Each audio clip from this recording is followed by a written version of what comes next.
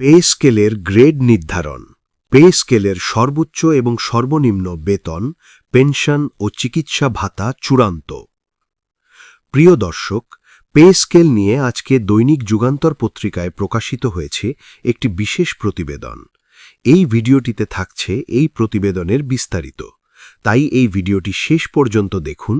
আর যারা এখন পর্যন্ত আমাদের চ্যানেলটি সাবস্ক্রাইব করেননি, প্রত্যেক মুহূর্তের পে স্কেলের সর্বশেষ আপডেট সবার আগে পেতে আমাদের চ্যানেলটি সাবস্ক্রাইব করে আমাদের সাথেই থাকুন।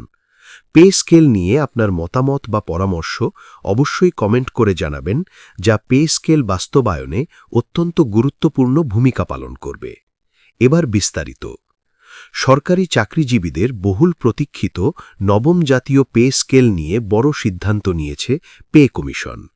বৃহস্পতিবার 15 জানুয়ারি অনুষ্ঠিত পূর্ণ কমিশন সভায় গ্রেড সংখ্যা পরিবর্তনের দাবি উঠলেও শেষ পর্যন্ত আগের মতো 20টি গ্রেডই বহাল রাখার বিষয়ে চূড়ান্ত সিদ্ধান্ত হয়েছে।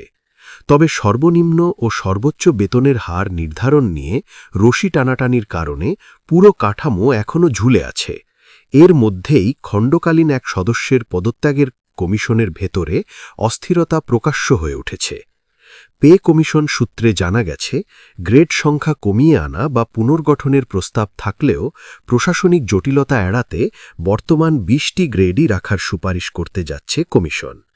বৃহস্পতিবার সন্ধ্যা 6:30টার দিকে কমিশনের এক সদস্য গণমাধ্যমকে জানান, গ্রেড সংখ্যায় কোনো হাত না দিয়েই বেতন বাড়ানোর সুপারিশ করা হবে।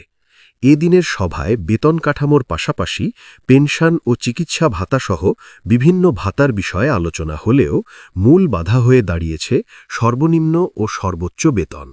এই অঙ্কটি চূড়ান্ত না হওয়ায় বাকি সব বিষয়ে আটকে আছে। সূত্র বলছে, সর্বনিম্ন বেতনের বিষয়ে চূড়ান্ত সিদ্ধান্তে পৌঁছতে পারছেন না কমিশনের সদস্যরা। আগামী 21 জানুয়ারি পরবর্তী সভায় এ বিষয়ে পুনরায় আলোচনা হবে।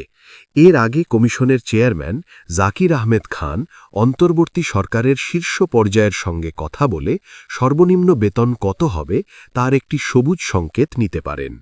এর আগে বেতন বৈষম্য কমাতে বেতনের অনুপাত 1:8 রাখার কথা শোনা গিয়েছিল।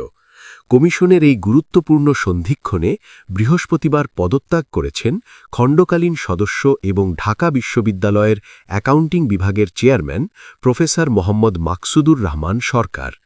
ঢাবি রেজিস্ট্রার ভবনে জরুরি প্রেস ব্রিফিংয়ে তিনি অভিযোগ করেন, পাবলিক বিশ্ববিদ্যালয়ের শিক্ষকদের জন্য করা 33টি সুনির্দিষ্ট সুপারিশের কোনো প্রতিফলন না দেখে তিনি সরে দাঁড়িয়েছেন। এই সম্পর্কিত আপডেট সবার আগে পেতে চ্যানেলটি সাবস্ক্রাইব করে আমাদের সাথেই থাকবেন। সামনের ভিডিও দেখার আমন্ত্রণ জানিয়ে এখানেই শেষ করছি। আল্লাহ হাফেজ।